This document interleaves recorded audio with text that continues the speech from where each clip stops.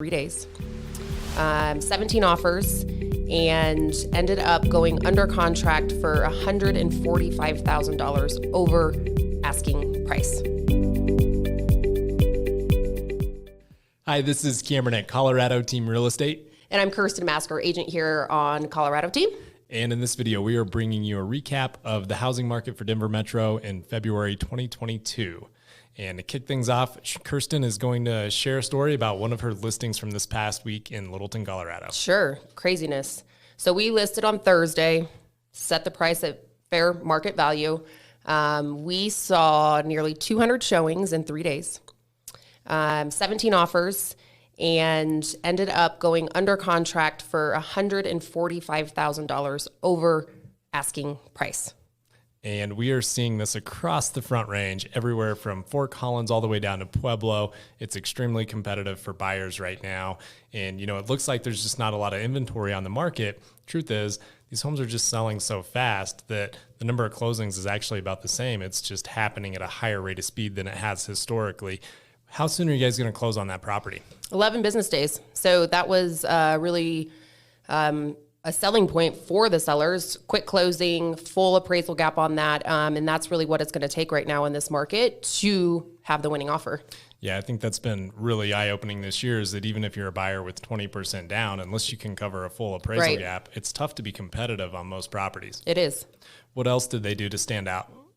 Waived most contingencies, so about as clean of an offer as you're going to hope for. They did up the earnest money as well, just to really show that they had skin in the game and they were serious about competing. So combined with that, with the highest offer, with the support of that appraisal gap, it kind of made it a no-brainer for my specific situation with my sellers. Right. We're seeing a lot of people put in their offer with earnest money hard right up front. And then one of the things I'm impressed with is we can get appraisals back in 6 days right now. So the 12-day close, a lot of times these financed offers can actually beat out cash offers when they've got the security behind them. Yeah, we had a handful of cash offers. They just didn't compete this weekend. What did your sellers do to make the house stand out? We really took the time to declutter, things of that sort, really get it ready for the masses of the buyers, right? What was going to appeal to them, what it made it feel like it flowed, depersonalized, things like that. And they were just willing to do the right steps, sit down with me, kind of talk through step by step on what it's going to take to get the most traffic, things of that sort. Yeah, I think even though we're in an extremely hot market, your opportunity to make another $5,000, $10,000, $15,000 in a listing comes with the right preparation on the listing side. So you can throw it up, it's going to sell, but making that additional effort is going to pay off in the long run. Definitely. And I think it's continuing to speak on, what the average sales is looking like this year. In January, we were at average sales price was sitting at $606,000. Yep. We're 60 days into the year and we're at $638,000 for the average home price. So it's not stopping.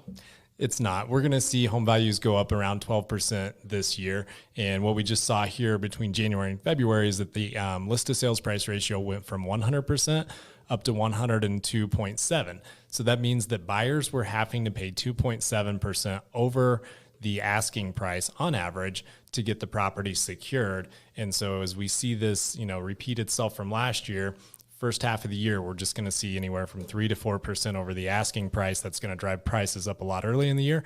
And then we'll see what interest rates do. But I expect it to flatten out as we get into the second half of the year. Yeah. And I think the number of homes for sale is down about 20% compared to where we were at last year. So combined with that, with the average time on market being 4 days, it's just an indication of how fast things are moving. Yeah, and right now we expect to see more closings in March. So there is more inventory on the market than what it appears, just because of how fast they're selling. So right now there's 6,300 homes pending that should close out in March. This past month there was 4,800 homes closed. So looking like the spring market is coming a little bit early this year. Excited to see what this year has in store for homeowners. They're going to make a lot of money with their appreciation. Buyers, hey, it's still a buyer's market because prices are going up. So if you buy now, at the end of the year, you're going to be thankful. And sellers, you've really got this golden moment to sell a home for more than what it appraises for. So great time to be in the market. If you have any questions, please reach out to us. My phone number is 303-501-2810.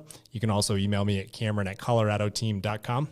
And again, I'm Kirsten. Email address is kirsten@coloradoteam.com. And feel free to shoot me a message. Cell phone number is 402-670-0647. Always happy to talk real estate with you. Thanks so much.